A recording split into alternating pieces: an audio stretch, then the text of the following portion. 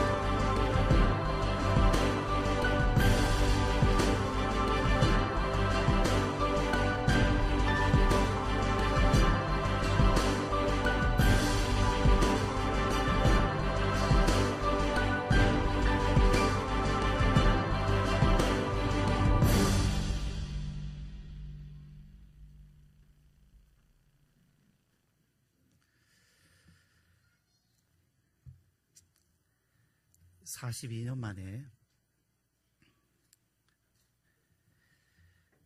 가뭄이 우리나라에 찾아왔습니다. 42년 만에 가뭄. 보통 겨울 지나고 봄에 가뭄이 들고 여름에 장마가 지면 가뭄이 해소되는 보통 이런 패턴으로 갔었는데, 작년부터 올 가을까지 내린 강수량, 즉 비의 양은 예년의 34%, 3분의 1 정도 밖에 안 됩니다.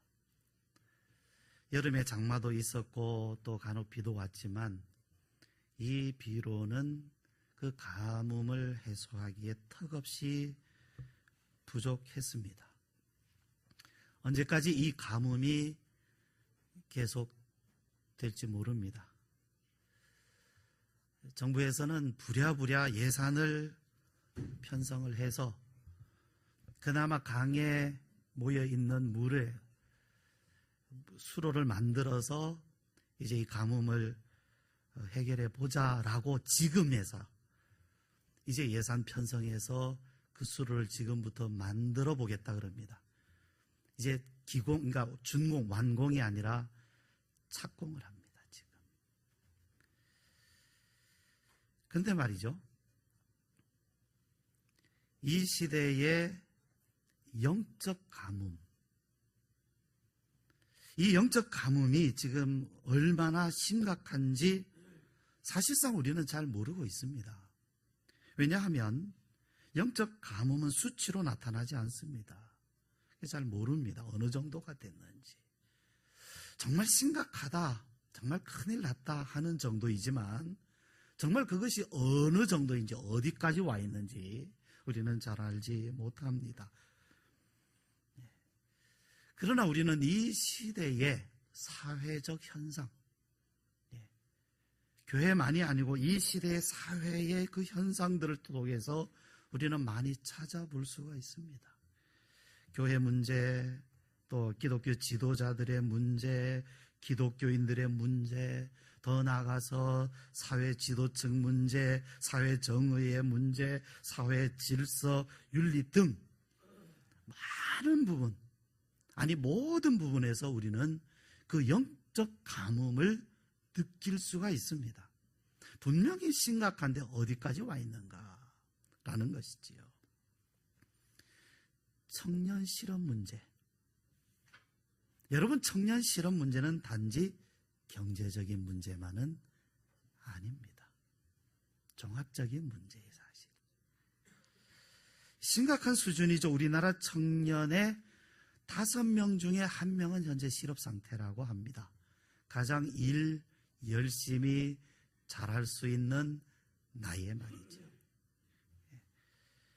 그런데요, 이 실업 문제로 인해서 직장 포기, 또 결혼 포기, 자녀 포기, 이걸 뭐라 그러죠? 예? 3포라 그럽니다. 3가지 포기. 3포 시대.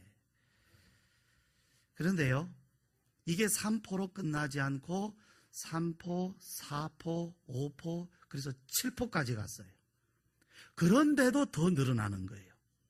이제는 꿈도 희망도 포기한다. 그런 의미에서 7포 세대. 그리고 더 많아지는 포기야, 포기. 끝없는 포기라 그래서 이제는 N포 세대라고 말합니다. 이것이 지금 우리 청년들의 현실입니다.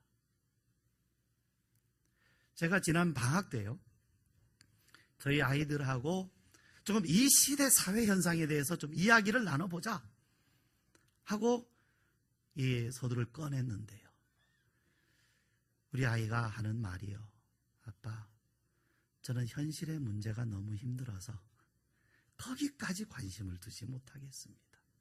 지금 발 앞에, 눈앞에 당장 떨어져 있는 이 문제들, 당장 해결해야 될 문제들, 그 시대 20대 초반 중반에 그 청년들이 당장 지금 부딪히고 있는 현실의 문제가 너무 무거워서 뭐 이 땅이 어떻고 이 시대가 어떻고 거기까지 관심 두기에는 너무 힘들다는 것입니다. 신 한 켤레 때문에 가난한 자가 팔려가는 시대가 있었습니다. 자식에게 신 한 켤레 신켜주기 위해서 부모가 부잣집의 종으로 팔려가야 되는, 아이에게, 배고파 우는 아이에게 우유 하나 먹게 하기 위해서 편의점 강도짓을 해야 하는 시대가 있었습니다. 부자들은 여전히 번영을 누립니다. 혼자만이 아니죠. 한 세대만이 아니죠. 그 세대에서 그 다음 세대로 이어가면서까지 계속해서 그들은 번영을 누리고 있습니다. 그러나 가난한 사람들은 먹을 양식조차 구하기 힘들었던 세대, 이것은 3포, 4포, 7포의 문제가 오늘만이 아니었던 것이죠. 그 시대에도 있었습니다. 그런데요, 이런 상황, 이런 시대 속에 우리가 살아가고 있으면서 우리는 신앙생활을 하고 있어요. 우리 청년들도 신앙생활을 하고 있습니다. 그런데 이런 신앙을 하면서 가지는 기대는 무엇입니까? 여러분이 신앙생활을 하면서 가지는 기대, 내가 하나님을 믿으면서 가지는 기대, 어떤 기대를 여러분 가지고 신앙생활을 하시는지 여러분께 질문을 드리는 것입니다. 그래서 오늘 이 종교개혁 주일에요, 아모스서를 통하여서 우리가 사는 시대를 한번 비춰보자. 그리고 우리가 가져야 할 기대는 어떤 것인가? 우리가 여기서 하나님을 믿는 사람들로서 우리가 하나님 앞에 우리의 신앙 가운데 가져야 할 기대를, 어떤 기대를 가지고 우리는 하나님을 믿으며 하나님을 섬길 것인가 하는 것을 우리는 살펴보고자 하는 것입니다. 첫 번째 말씀은 정의가 말랐다 하는 것입니다. 정의가 말랐다. 가뭄이 들어서 강이 밑바닥을 드러내고 있습니다. 바로 엊그저께 SBS 뉴스입니다. 강이 밑바닥을 드러냈습니다. 그런데 이 시대에 정의가 말라서 사람들의 삶의 강이라고 하는 그 강에 물이, 정의가 메말랐습니다. 그런데 사람들의 기대는 어떠합니까? 하나님을 믿는 사람들의 기대는 뭡니까? 아모스 시대 사람들은요, 하나님의 날, 여호와의 날이 올 것이다라고 기대했어요. 우리가 지금은 이렇게 고통당하고 아수르가 지금 우리를 위협하고 있지만, 우리가 지금 이렇게 고생하며 살고 있지만 하나님은 분명히 우리를 이런 상황에서 건져주실 것이다, 분명히 은혜 주실 날이 올 것이다 기대하고 있습니다. 여호와의 날. 18절 말씀입니다. 화 있을진저, 심상치 않죠? 여호와의 날을 사모하는 자여, 너희가 어찌하여 여호와의 날을 사모하느냐? 그 날은 어둠이요 빛이 아니라. 여호와의 날. 자, 여러분, 1년 동안 농사를 지어서 이제 가을이 되면 추수를 합니다. 굉장히 기대가 되는 날 아닙니까? 야, 이제 추수하면 많은 곡식이 거두게 되겠지. 그런데 여러분, 그 들녘의 곡식이 아니라 몽땅 다 그것이 쭉정이뿐이라고 하면 이 추수의 때야말로 저주의 날입니다. 축복의 날, 기쁨의 날이 아니죠.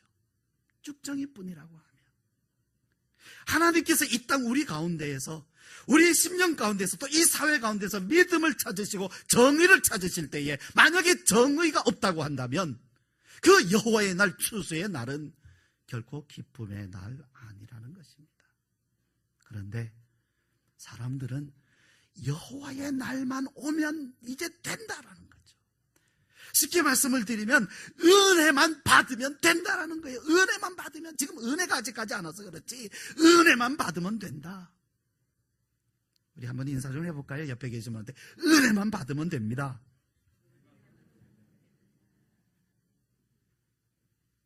아멘. 지금 잘못하신 거예요. 지금 분위기를 보고 하셔야 돼요. 바로 그걸 이야기하는 거예요. 은혜만 받으면 된다는 생각 아니다라는 거죠. 여러분, 정의가 없다면 없습니다. 그런 날 없어요. 은혜만 받으면 된다고요? 정의가 없는데, 정의를 다 팔아먹었는데요, 은혜만 받으면 된다고요? 그런 은혜는 없습니다. 그런 날은. 여기 18절 말씀을 다시 한번 보십시오. 여호와의 날을 사모하는 자들이여, 너희가 어찌하여 여호와의 날을 사모하느냐? 그 날은 빛이 아니다, 어둠이다, 어둠. 여러분, 정의가 사라진 곳에는 은혜 없습니다. 그런 기대는 쓸모없는 기대입니다. 은혜, 정의는 세워지지 않으면서 은혜만 바란다고요? 잘 되기만 바란다고요? 그것은 복이 아닙니다. 여러분, 정의와 바름이 있는 곳에 다른 모든 것들은 다 은혜가 될 수 있어요. 복이 되는 거예요. 질서가 바로 세워지고 정의가 세워지는 곳에 거기에 다른 많은 필요한 것들, 물질에 관한 것들, 뭐 먹을 거 입을 게 많이 있다고 하면 그건 복이에요. 그러나 여러분 생각해 보십시오. 굉장히 불의한 부자가 있습니다. 남의 것을 다 착취해서 탐욕을 가지고 그렇게 사는, 폭력을 휘두르고 예? 약한 사람을 더 괴롭히는 그런 불의한 부자가 있는데 갈수록 돈을 더 잘 벌어요. 복입니까? 과연 복입니까 그것이? 그걸 말씀하고 있는 겁니다. 그 다음에 절기에 대해서 말씀을 하고 있어요. 절기. 오늘도 절기 중에 하나잖아요. 종교개혁주일, 추수감사절, 성탄절, 부활절. 이 절기를 참 그래도 의미 있게 우리는 보내지 않습니까? 이스라엘 백성들도 그랬어요. 절기가 올 때마다 내가 다른 때는 잘못해도 절기만은 제대로 지키자 해서 절기를 굉장히 중요하게 생각하고 의미 있게 지켰습니다. 그런데 그 절기도 아무 소용이 없다. 왜? 하나님이 안 받으시겠다는 거죠. 정의가 없다면 절기도 없다는 얘기입니다. 정의가 없다면 절기도 무슨 소용인가? 그러니까 어떻게 됩니까? 절기를 지키기는 지키는데 가면 갈수록 절기가 별 감흥이 안 돼요. 감동이 없어요. 절기를 지키기는 하는데 그 절기가 무의미하게 지나가 버리는 거예요. 성탄절이 와도 부활절이 와도 이게 뭔가 하나님과의 관계 속에서 뭔가 이루어지는 것이 없으니까 점점 뭐가 없어요? 절기에 대한 은혜를 느끼는 것도 없고 감동도 없고. 예배는 어떻습니까? 아모스는 제사에 대해서 또 언급하죠. 너희 제사 내가 받지 않겠다. 그 다음에 비파소리, 노래소리, 찬양합니다. 찬양도 내가 듣지 않겠다. 여러분, 예배는요 영적 상태의 척도입니다. 그 사람의 영적 상태, 그 예배하는 것을 보면 그렇죠? 우리 자신을 볼 수 있는 거죠. 내가 하나님 앞에 어떻게 예배하고 있느냐를 보면 내 심령 상태가 지금 어떤 상태라는 것이 그대로 다 보이는 거예요. 어디 딴 데 가서 측정해 볼 필요가 없는 거죠. 예배를 보면 돼요. 뭘 보라고요? 예배를 보면 돼요. 예배를 통해서 그 예배에 내가 어떻게 참여하고 있느냐, 그 예배를 내가 어떻게 소중하게 생각하느냐. 그런데 예배가 뭐예요? 의미가 없어져 버리는 거예요. 내가 그 시간에 앉아있는 의미가 점점 없으니까 안 앉아있잖아요. 안 오잖아요. 조금만 더 다른 일이 생기면 쉽게 빠지잖아요. 왜? 예배의 의미를 못 느끼면 그렇게 되는 거죠. 그런데 왜 예배의 의미를 못 느낍니까? 한번 여러분 생각해 보십시오. 한 남자와 한 여자가 둘이 좋아하고 사랑해서 데이트를 하는데 점점 데이트를 하기가 싫어지는 거예요. 그 사람을 만나야 될 의미가 없어져 버리는 거예요. 그럼 데이트 장소 갑니까 안 갑니까? 안 갑니다. 뭐 데이트가 재미가 있어야 가죠. 예배가 그러하다는 얘기입니다. 예배는 우리의 신앙생활의 척도예요. 근데 왜 그러면 예배가 그렇게 됩니까? 예배 프로그램의 문제입니까? 제가 알기로는요 1세기 2세기 전만 해도요 예배가 1시간 반 2시간, 지금도 미국의 어느 교회는요 한 번 예배가 3시간씩 진행이 된대요. 정말 끔찍하죠, 그죠? 어떻게 예배가 3시간씩 되는가라는 거죠. 끔찍합니까? 아니면 정말 놀랍습니까? 그런데 그것이 여러분 무엇의 문제일까요? 무엇이 문제일까요? 혼자 드리면 예배가 안 됩니까? 기억하는 교회에는 멋진 것이 있어야 됩니까? 왜 예배가 안 드려질까요? 아니 그러면 어떤 훌륭한 그런 멋있는 예배에 참여하면 예배가 진짜 예배가 되는 겁니까? 예배가 되는 겁니까? 제가 최근에 있었던 이야기 하나 해드리죠. 최근에 있었던 이야기. 바로 얼마 전에 우리 평북노회가 있었습니다. 노회를 하는데 오후 5시에 목사 안수식이 있어요. 근데 이제 그 목사 안수식에 축하하시는 분들이 많이 오잖아요. 그런데 거기에 그 입구에는 사실은 그 회의에 오시는 분들을 위하여 준비된 간식하고 생수가 있었습니다. 근데 사실은 그게 축하하는 분들이 오늘 그게 드실 게 아니거든요, 사실은. 근데 거기 안내하시는 그 교회 분들이 이거는 여러분들 거 아닙니다. 여기 오신, 이제 그 회의하러 오신 분들 겁니다라고 안내를 해주고 해도 들고 가는 거예요. 제가 어떤 사람은요, 애를 시켜가지고 생수 이만큼 들고 가는 거 봤어요. 애가 들고 가니까 말리지도 못하겠더라고요. 근데 그것까지는 약과였어요. 지금 뭐 하는 자리입니까? 목사 안수식을 하는 자리입니다. 그 예배실에는 먹는 걸 가지고 들어가지 못하게 돼 있어요. 안내에도 다 써 있어요. 그런데 다 먹는 거 가지고 들어갑니다.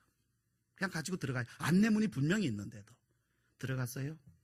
목사 안수, 한 사람의 귀한 주님의 종을 세우는 그 자리인데요. 그 안수식이 끝난 다음에 그 자리에는 온갖 쓰레기가 남아 있었어요. 그것이 여러분 우리의 현실입니다. 하나님 앞에 예배하는 우리의 모습이 남의 모습이 아니더라는 얘기죠. 아니 그 쓰레기 하나, 생수통 하나 자기가 마신 거 들고 나가는 게 그렇게 힘든 일인가? 라는 생각을 하게 되었습니다.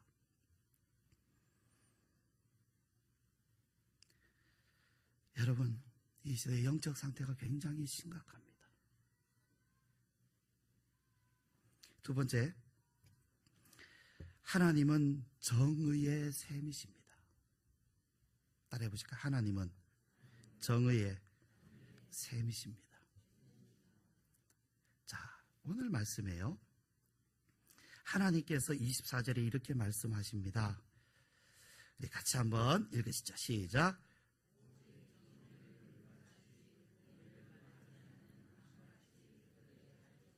네.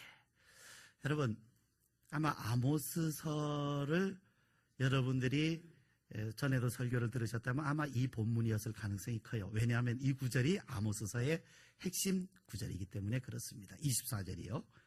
이 무엇입니까? 하나님께서 원하시는 것입니다. 자, 백성들은 뭐 하고 있다고요? 여호와의 날을 바라고 있어요. 하나님의 은혜만 임하면 된다라는 거죠. 그런데 하나님의 말씀은 이 말씀을 하시는 거예요. 하나님의 기대는 정의를 물같이 공의를 마르지 않는 강같이 흐르게 할지어다. 그런데 여러분 보세요. 이미 정의를 버린 사람들에게 너희 정의를 행해라 행해라 하면 행합니까? 행하지 않습니까? 행해요? 행하지 않아요? 행하지 않습니다. 이것은 단순히 하나님께서 너희가 왜 그렇게 사느냐 안 돼, 정의를 행해라는 그런 단순한 말씀이 아니에요. 무엇입니까? 하나님이 정의의 셈입니다. 하나님이 내가 너희에게 정의의 셈이다. 나는 공의의 하나님이다. 그러므로 나로부터, 하나님으로부터 이 공의가 너희에게 흐르게 해라. 너희 것을 가지고는 안 된다. 여러분, 기독교 역사를 읽어보면요, 종교개혁을 했어요. 참 놀라운 역사적 사건들이죠. 정말 순교도 했습니다. 야누스. 지금 우리는 뭐 종교개혁 그러면 뭐 마르틴 루터, 뭐 존 칼빈 뭐 이렇게 먼저 하는데, 사실은 그 전에 이미 야누스라는 순교자가 있었어요. 지금 요즘에 다시 재조명이 되면서, 근데 왜 그런가 생각을 해보니까 저분이 살았던 지역이 지금 한동안은 말하자면 공산 지역이었잖아요. 그래서 그랬던 건 아닌가 생각이 들 정도로. 예. 그런데 그 야누스라는 이런 순교자도 있었어요. 그런데요, 이 종교개혁이 일어난 지 50년. 그러니까 50년 하면 뭡니까? 종교개혁 1세대가 이제 죽은 다음쯤 되는 거죠. 1세대가 막 물러간 직후쯤 되는데, 벌써 그때부터 이 개신교 안에는 타락상이 나타나기 시작해요. 불과 몇 년 만에, 50년 만에. 내가 어느 교회를 다닌다, 어떤 전통위에 있다, 나 자신의 신앙이 거기를 따라가지 않으면 어디에 교회를 소속돼 있고 어떤 전통을 따라도 그거 소용없습니다. 인간은 인간일 뿐이에요. 하나님의 말씀은 너의 것을 가지고는 안 돼요. 우리는 타락할 수밖에 없는 그런 본성을 가지고 있습니다. 죄의 본성을. 그래서 하나님의 말씀은 하나님이 정의의 셈이시다. 그러므로 이 셈이 너희에게 흐르게 해라. 오늘 하나님의 정의가 가장 먼저 흘러야 할 곳이 어디겠습니까? 가장 먼저 흘러야 할 곳이 교회요? 교회는 그냥 여러분을 빼놓고 교회가 어디 있습니까? 교회는 어디에 있습니까? 교회는 나 자신입니다. 나를 빼놓고는 교회는 없어요, 여러분. 이거 아셔야 돼요. 교회가 어떠니 이렇게 말하는데요. 그 얘기는 뭐예요? 나를 빼놓고 교회를 얘기하는 거예요. 그럼 나는 교회 밖의 사람이란 얘기밖에 안 되는 겁니다. 따라해 봅시다. 교회가 뭐 이래? 따라해 봅시다. 교회가 왜 이래? 지금 그 얘기는 무슨 얘기라고요? 교회에서 나를 제외시켜 놓은 거예요. 나는 교회가 아니란 얘기예요. 굉장히 나쁜 말입니다. 차라리 이렇게 말해서 내가 왜 이래? 내가 왜 이래? 무슨 얘기입니까? 가장 먼저 흘러야 할 곳은 나 자신이. 나 자신이 내게 하나님의 정의가 흘러야 옆 사람에게도 흐를 수 있는 것이고, 나를 통해서 옆 사람에게도 흘러야 이 사회도 흐르고 있는 것입니다. 흐를 수 있는 것입니다. 그런데 나를 제외해 놓고 이 땅이 왜 이래, 이 나라가 왜 이 꼴이야, 교회가 왜 이래, 암만 그래봐야 그것은 헛된 부르짖음에 불과한 것이에요. 여러분, 헛된 부르짖음이에요. 아무 소용없어요. 하나님 앞에 내가 가는데 해도 아무 소용이 없고요, 이 세상이 아무리 변화돼도 내가 변화되지 않으면 그것은 아무리 내 신앙엔 아무 도움도 안 되고 유익도 안 됩니다. 나 자신입니다. 세 번째, 정의의 셈이신 여호와를 찾으라 말씀합니다. 아모스는요, 사실상 그 당시 아모스의 이 말씀, 전하는 말씀을 듣는 사람들은 거의 없었습니다. 없었어요. 오히려 아모스는 제사장으로부터 살해 위협을 받습니다. 너 그렇게 예언하지 마. 너 그렇게 계속 예언하면 죽일 거야 라는 살해 위협을 받습니다. 고향으로 돌아가라. 원래 남쪽 유다 사람이거든요. 너 돌아가라. 안 돌아가면 가만두지 않겠다. 그럼에도 불구하고 아모스는 외칩니다. 한 사람이라도 들어라. 한 사람이라도 들어라. 너희는 여호와를 찾으라고 그런 외칩니다. 우리 앞선 5장 앞선 말씀 4절 말씀입니다.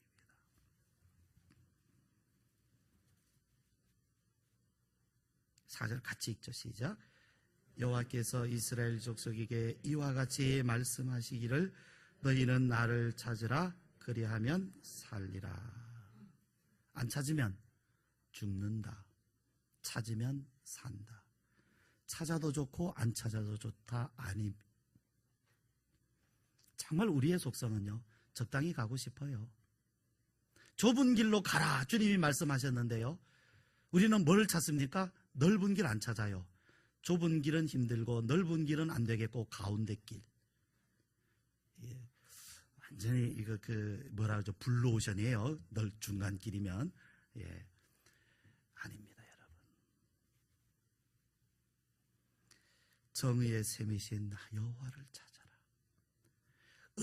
은혜 하면서 마치 무슨 은혜가 도깨비 방망이냐, 은혜만 받으면 된다 하지 말고 진정 나에게 이 땅에 하나님의 정의가 흐르기 위하여서 여호와를 찾으라는 것입니다. 여호와를 찾으라는 거예요. 누가 어떻게 됐으면 좋겠다, 누가 이랬으면 좋겠다 그렇게 찾지 말고 너 자신에게, 네가 사는 땅에 하나님의 정의가 흐르도록 여호와를 찾으라고 말씀하고 계신 것입니다. 사람들은 개혁을 외칩니다. 교회도 개혁해야 한다고 부르짖고 있습니다.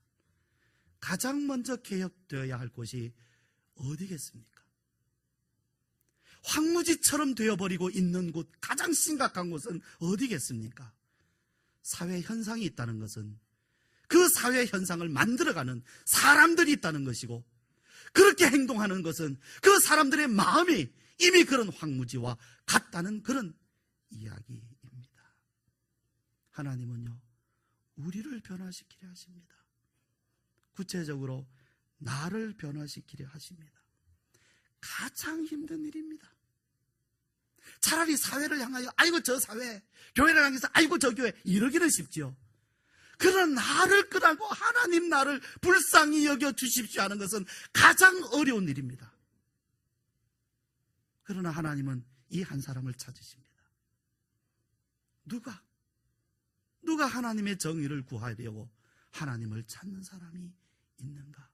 그를 하나님은 찾고 계십니다. 이 시간 우리 하나님께, 우리의 심령으로 하나님께 기도합시다. 우리 여호와를 찾는 진정 하나님의 백성이기를 원합니다. 주여, 우리에게, 나에게, 그리고 우리를 통하여 이 땅에 주님의 정의, 주님의 공의가 흐르기를 원합니다. 우리를 긍휼히 여겨 주시옵소서. 우리 함께 기도하시겠습니다.